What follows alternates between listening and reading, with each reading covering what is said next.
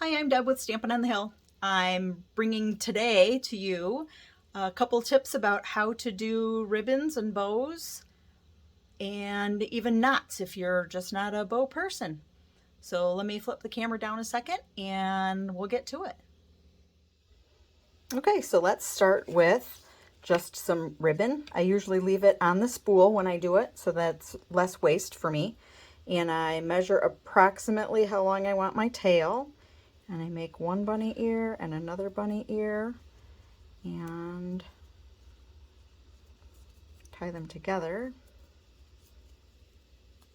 and pull, and then tighten.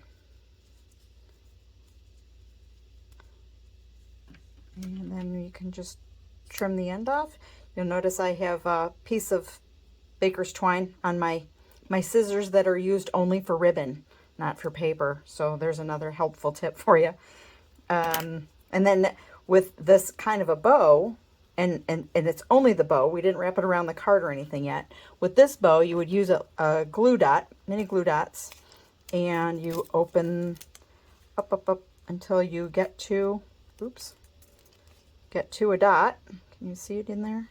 And then you press your project onto the dot and pull it off, and then it's ready to stick down onto whatever you want to stick it to. So that's the easy way to make no mess out of your glue dots. Otherwise, they get stuck all over the inside of the box and all over the place. If you try to get them off with your fingers and put them on, they stick to your fingers. It's a mess. So that's the easy way. And so that's what I did in this card here.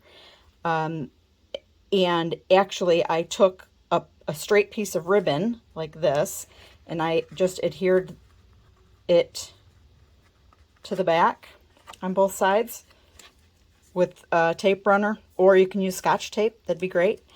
And then once it was here, then I would just take the glue dot and stick it on there.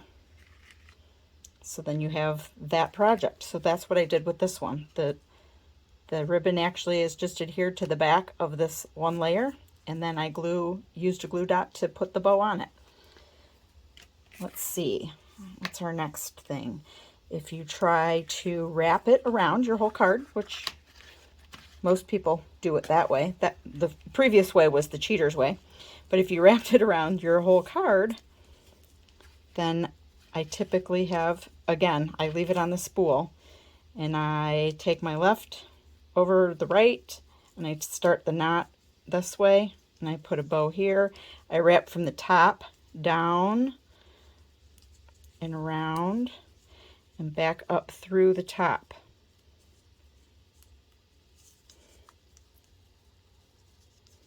Okay, let's try it again. I think I need a little bit longer tail. Okay, around, yes. The tail was the issue. It wasn't long enough to hold on to. Okay, so up and around, over and through.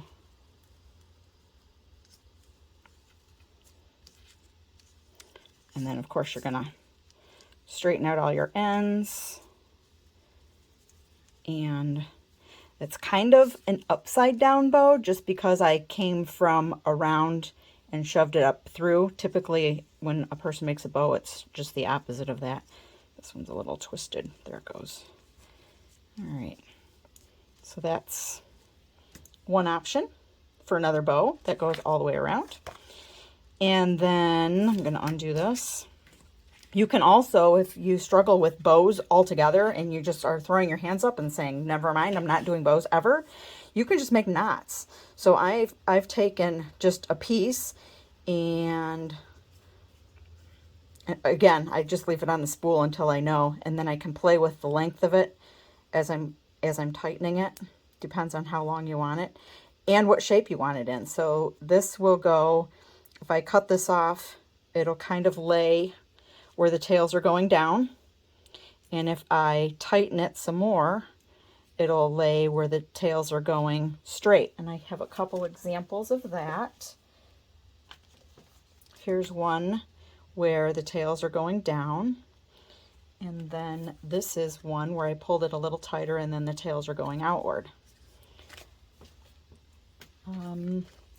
There's also, if you're using something smaller, here's another fun technique or tip. If you double your, this is linen thread. Baker's twine kind of works the same way because it's thin. Double it up. Take it as much as you need, double it up, and then you make your bunny ears out of that. And don't worry about that little loop there. That will go away in a minute. Stick with me a sec. All right. It's kind of curly. Okay, let's try this again. Here we go. Up and around. Make sure you grab both loops as you're pulling it.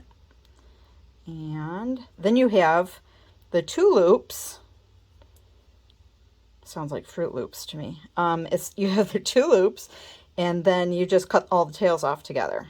So you can decide how big you want your loops, and then you can, it adds a little bit more dimension if you make them a little bit, like 2 different sizes. And you just cut this off at the end, and then that took care of that 1 extra loop that was over here, and now your tails are all the same size, and that's ready for your project as well. So those are the tips I have for you today for wrapping or ribbons with bows and knots and everything else. Hopefully you found some help in that, and I'd like to see some projects. If you're trying your bows, let's see them. Post them. Thanks.